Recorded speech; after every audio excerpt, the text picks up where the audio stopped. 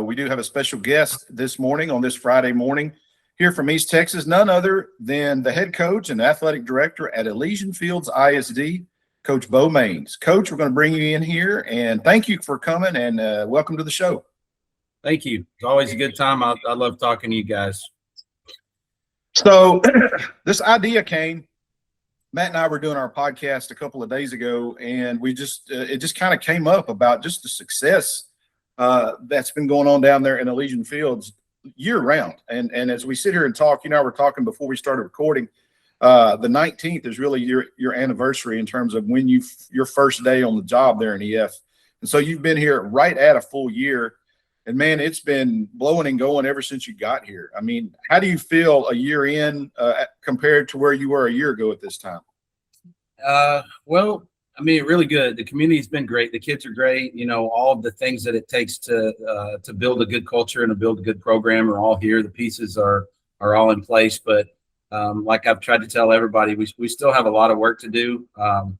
It was a very, very historic and enjoyable football season. And I think a lot of people felt like at the end of that season, they're like, hey, we're back, what they say, the Longhorns are back, every single year we seem to say that. And I'm a Horns fan. Don't take that the wrong way, but we say the Horns are back every year. And I just said, well, we need to tap the brakes because there's a lot of things we need to work on. So as far as what we can do and where we can go, just tons of possibilities and tons of potential. But what they say about potential as well, it doesn't matter a hill of beans if you don't enact on it and get things pushed the right direction. That's right. And you mentioned your football season. That's a great place to start as we kind of go through the calendar here for you guys. But I don't know if you remember this. I know you slept some since then, but the very first time you and I met, I asked you a question that I'll ask every single coach, and that is, what are you expecting to see from your football team in the fall? And of course, it was a little bit different situation for you because I think you had literally been in the district maybe a few hours. I don't know that you'd even met the kids yet. So it's kind of unfair on my part to ask that question at that point. But you did ask me to give you a few months to kind of get to know the kids. And then, of course, football season happened. And, man, apparently that was a marriage fit in heaven because you guys seemed to immediately click, you and your new staff coming in. And as you said, you guys got off to a really hot start. And it kind of carried you, really through the postseason to the point where, you guys were still playing outside of a team that actually made it to AT&T Stadium, right?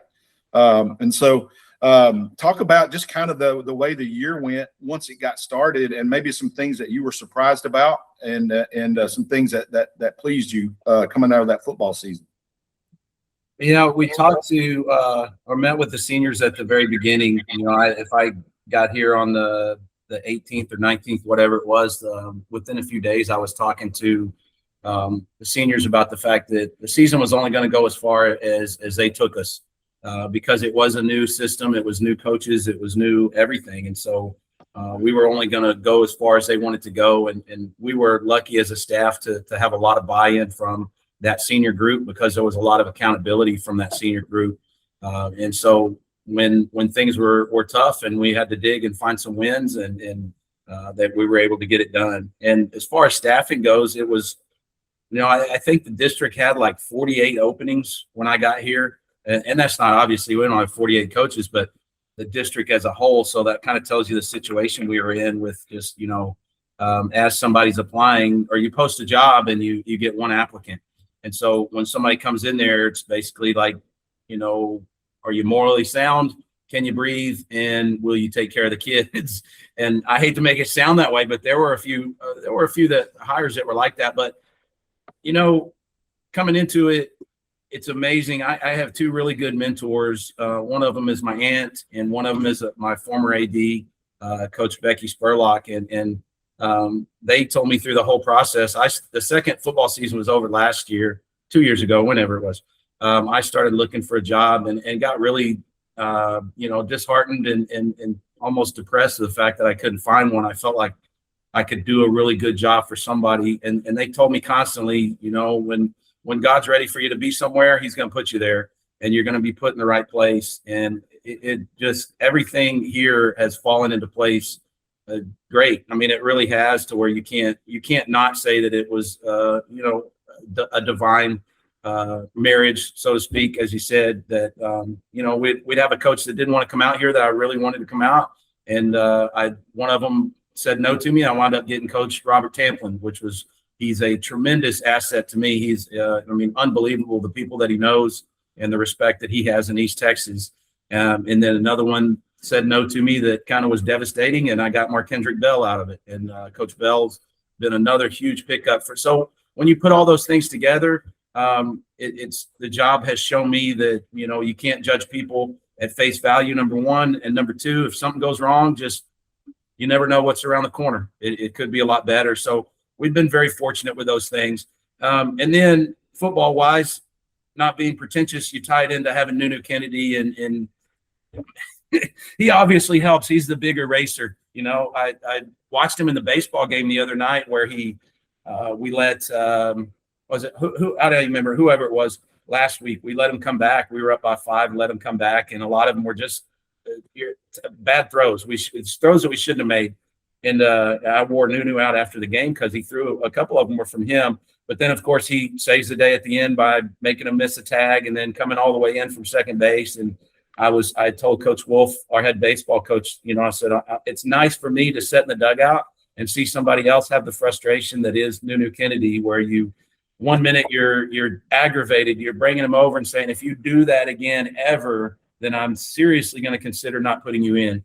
Of course, he'd go right back in, but and then he saves your butt the next day. So yes, everything came together perfectly, divinely, and the seniors bought in and everything else. But this senior class is tremendously talented on the boys' side and the girls' side, and that's the reason why we've had a lot of success this year.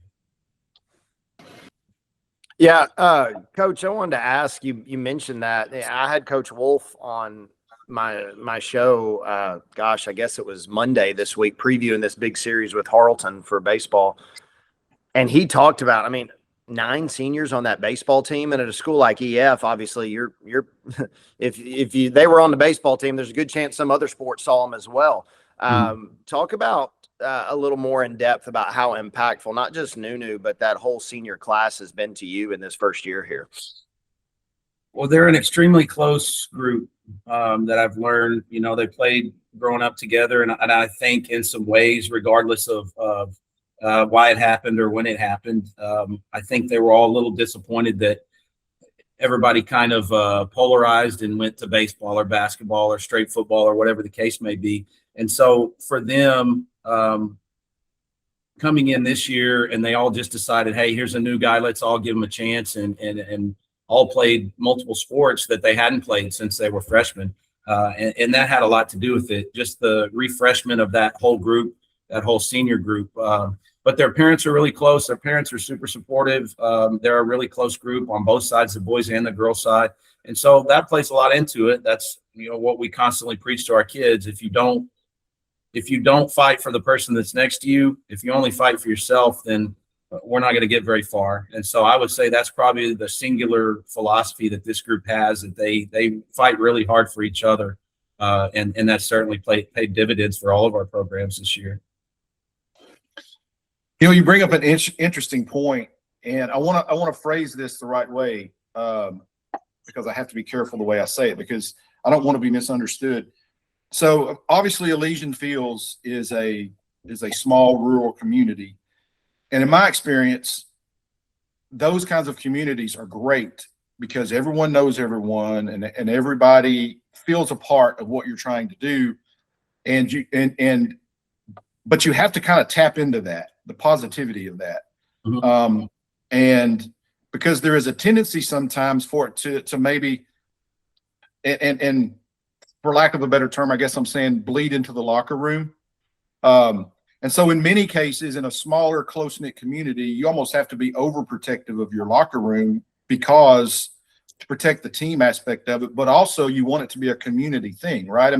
There's a delicate balance there, and you seem to, and obviously winning plays a, it's yes. A perfect deodorant, right? Absolutely. It covers over a lot of things, but you seem to have been able to have the skill to kind of tap into that and bring that out of Elysian Fields. and look, I've been associated with this community, kind of as an outside part of it for several years, going back into the 90s. And whenever you're able to actually do that, you see the success that you've had, because it truly feels like a community effort. And what's kind of been what was your goal in terms of being able to bring everyone back into the community part of it and make this literally one big happy family now down there in EF? Does that make sense? Yes, yeah, absolutely. And that whole situation that you're describing is one of the biggest reasons why my wife and I were ready to move our family 4 hours away from where we've been for the last 48 years. Just because of that, that's what we were looking for, was a place that we could lock all of our teams into a community and make the parents feel, and not make them feel that way, but genuinely make them a part of what we do, because then that means that they're hearing good things at home. I think a lot of times when the parents are somewhat detached from the actual work that goes into it, they don't know what happens from Sunday to Saturday to get them ready. There's more animosity at home, or more coaching from home, or more, over the table negative talk. But when your parents see the work that's being put in, and the care and the compassion and the love that the coaches have, then I think sometimes they're more hesitant to be negative. And I'm not naive. Like 11-2, yeah, that cures everything. Making playoffs in every sport throughout the year cures everything and makes everybody feel good. But to directly answer the question, you have to involve them enough. We did a Feed the Jackets thing every Monday night or Tuesday night, whichever it was. So the parents were coming in to the concession stand, making things for the kids, and the kids was just a fellowship time. And then the kids made food for the janitors one day and the maintenance people one day. And the parents know that they're always welcome to practice. That is one of the hidden advantages of practicing at 6 o'clock in the morning. The parents usually don't want to show up at a 6 o'clock, or they can't. They're working, obviously, right? But no, I say that in jest. Our parents know that our practices are open to them whenever. I mean, we have nothing to hide. We're not treating kids poorly on the field, and everything that we're doing, they're welcome to come see.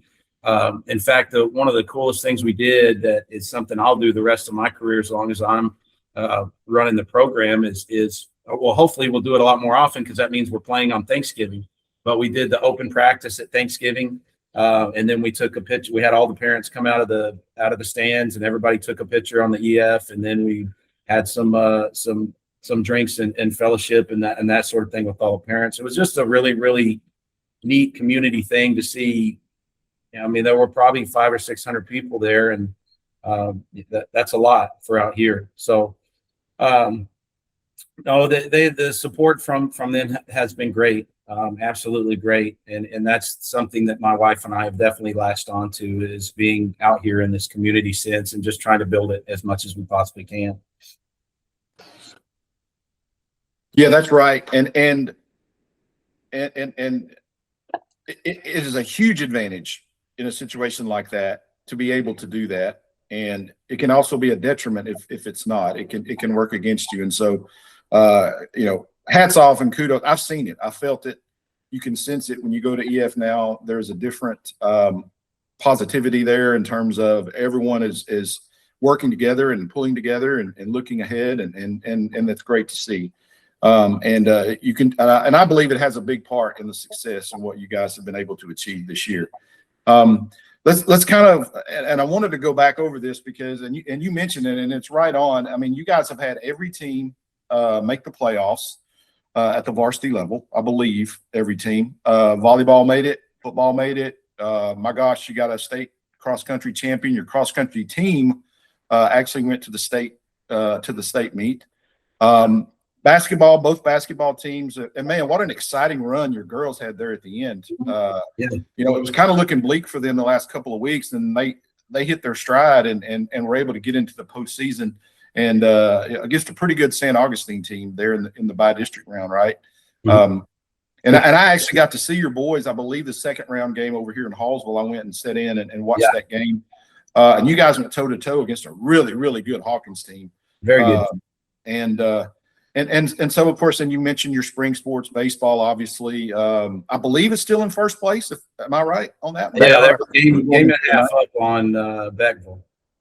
Yeah, and what a district race that's turning out to be right here in Harrison County, right? I mean, really good stuff going on there.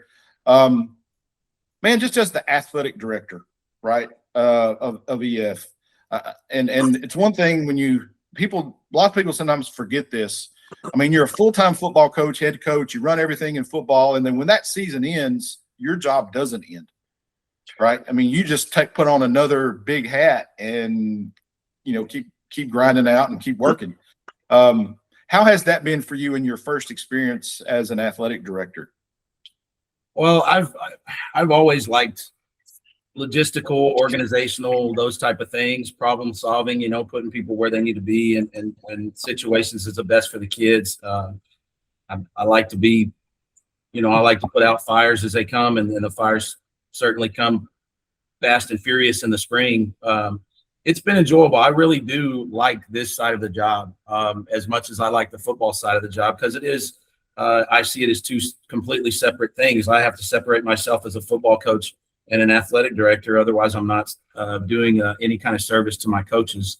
And it's been a fun challenge coming here. Our girls program, it needs a lot of attention. And I'm trying to make sure that we get it and we push it in that direction, and we fix off-season issues, and we fix development issues and those sort of things that we have in our girls program, because our girls side for the next 5 or 6 years has tremendous potential. There are some phenomenal athletes already at the high school for our girls, and there's even more coming from 5th and 6th grade up. And so as an athletic director, I take great pride in everybody being successful.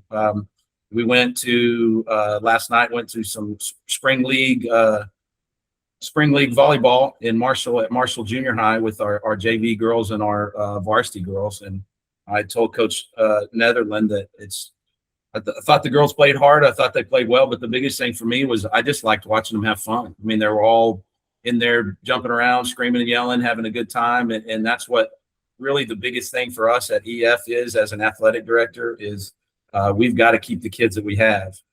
We can't lose kids to everywhere around us. And the only way we can keep those kids is to make it an environment that they want to be a part of. And speaking on, you were talking about involving the community. We're having the State of the Union, what I call a State of the Union addresses. This is the second one we've had. And I do those just to be completely transparent in everything we're doing. I've told all the parents, there's no hard questions. There's questions that if I can't answer them, then I'll get the answer for you as fast as I can. Or there's questions that have problems. And if there's a problem, then we're going to find a solution. So when you're talking about getting the community involved, being completely transparent and allowing them to come up and ask tough questions has really helped me out as an athletic director as well. Yeah. And Coach, you and I have talked on the radio show about how this season's almost busier than the fall, even though that's your sport, as football coach. But I know as athletic director, and football will be here before you know it, you're caught up in this great year. I know there's no way you can't be just neglecting next year. It's got to be on your mind. Talk about, year two is always you've got your feet wet, you've got the lay of the land and everything. Talk about some of the thoughts that are going through your mind as you look ahead to year two, specifically with respect to football. So you get a better feel of the kids, and you get a better feel of their capabilities and their abilities. So this would be the big year that not just coming in year one, there were a lot of position changes, but those were strictly based on looking at numbers. We had an offensive lineman that finished 6th in the district in the 100-meter last year, and he was playing tackle. So, I said, well, you're going to play middle linebacker for me, and he leads the team in tackles. He just plays sideline to sidelines, but that's purely based on seeing a kid's numbers. Now that we know a kid's ability and a kid's heart and a kid's drive, now we can start putting kids in position that need, that are not a position where you can be talented, but you don't have to have a whole lot of leadership. Whereas a quarterback or a middle linebacker or something like that are going to need the talent, and they're going to need the leadership. So a year two move is just knowing the team better, and of course knowing the coaching staff better. And then every opportunity we get during the period, trying to steal some time as we get further into the spring of starting to work some football drills, and then we'll take advantage of that time too in the summer. Cool. And Coach, before we let you go, you guys recently literally got handed the keys to a new field house down there. I was as proud as anyone, I think, to see that with the work we did on the bond back in 2024 to actually get it across the finish line. But it's really great in those situations to finally see the actual building that's there now. What a beautiful facility. And as you can see here, we have at least half the field that I could find online. We got to come down there and get some press box shots, man, from the field, make it look great. But Yes. this is, of course, just a little bit of what you see here in terms of Elysian Fields athletic facilities. How big is that new field house going to be for you guys? And maybe what are some other things that maybe you are thinking about we can maybe see in the future in terms of facility improvement? Well, the biggest thing with the new field house, it gives our girls a home. Our girls were changing, our softball girls were changing in they're using their batting cages as essentially a locker room during the season. So it gives our girls softball a home permanently and a place to call their own and start to, develop that, and a coach's office in there for our softball coaches. It moves our junior high kids out of the old white building. I don't know that there's anybody still around in Elysian Fields that remembers anything but dressing in a white building. It's going to be sad. I tell you this, it's going to be sad for everybody in this town when that white building gets demolished, except for this guy, because I'll be glad to see it go. It's done its part. Great job. I've been in that white building, and I can tell you it's served its purpose. Yes, it definitely has. We've gotten use out of it, but we're going to get rid of that. And what that helps us do is now we have a changing facility for our umpires and our officials when they come here. We rerouted. You guys have been to the game, so you know how sometimes our visiting and home teams crisscross just because of where we have to put them. So now our visiting team officials will all be completely removed from our fans and from our opposing teams and us, which if you're at the Harleton game, it would have been really nice to have that officiating crew completely removed from our fans. But it's a phenomenal facility. It really is great. And the good news, bad news scenario is we built that, and our junior high program has already outgrown the locker room. So we've talked to the people that did the lockers, and we're going to be able to still get everything done without spending any more money. And we'll get more lockers in there. We'll be up to like 65 lockers. So it'll help us grow, which I certainly, that's a goal of ours. And then moving forward, we've got estimates on wrapping the fences in the football field on the visitor side and the home side, wrapping the baseball and softball fields. Well, of course, we have the new weight room that's coming in. The equipment should all get here today, and they're going to install that on Monday. So hopefully Tuesday or Wednesday, we'll be working out in a brand new weight room, all new weight equipment, everything in there. Board was very good about that. Our boosters, everybody that donated in that instance, we're going to have a top-notch facility in there to train our kids. And then we've done some artwork in there. We've had some branding guys that are coming in. Of course, the gym, the competition gym, we're redoing the locker rooms, redoing the coaches' offices, redoing the foyer. So there's a lot that has been going on, and there's a lot in the future. We're talking about completely redoing our track so that we can get host some track meets out here, doing drainage stuff, which I know that drainage stuff isn't sexy and fancy, but it's definitely stuff that keeps your facilities where they're supposed to be for a while. So yeah, there's a lot going on. And the great thing has been that our superintendent, Amy Dixon, and our board members, they're all on board because they know that a healthy sports program, regardless of what's on the scoreboard, if you have a healthy and active sports program, then it does change your entire school culture and your community. Yes, it does. And I think you guys have pulled off an amazing transformation. And and I don't want to sound like I'm being negative with anyone in particular. It's just it's undeniable that there's a different feel. Not that there was anything bad before, but I mean, you guys have seemed to ratchet it up a notch in terms of this being a positive experience for all your kids, number one. And for it to happen in such a quick amount of time is just very impressive. And so I wanted to tip my cap to you if I was wearing one today, and just say job well done. And now go build on it for year two. That's the thing, right? Yes, sir. That's what I tell the kids all the time. Job half done ain't done. So it definitely ain't half done yet. We ain't even to the halfway point, but still a lot of work to do.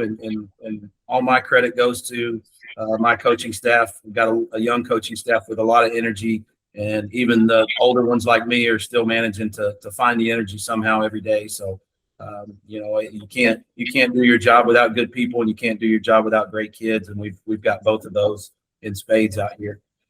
Yes, you do. Yes, you do. And we're kind of, and you and I were talking before we started recording. I mean, you guys are less than 4 weeks away from graduation and school being out. But my gosh, I mean, we mentioned your baseball team, your softball team. You've got track season in full bore. I mean, we know you're going to have at least one, obviously more probably, but we know one for sure that's going to be contending for state championships at that state track meet. That's Kara Sims, right?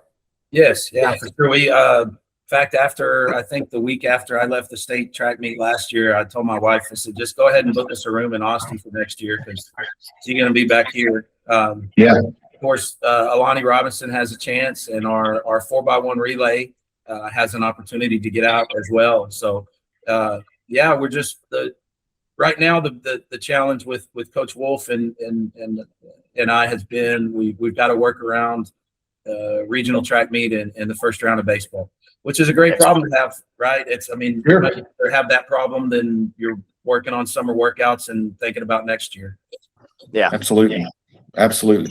Well, Coach, I don't want to take up too more of your time. I know you're busy on this Friday, but man, I want to appreciate you stepping in with us and having a brief conversation about all the great things going on down there in EF, and we'll be certainly following you guys and keeping up with it here on our end.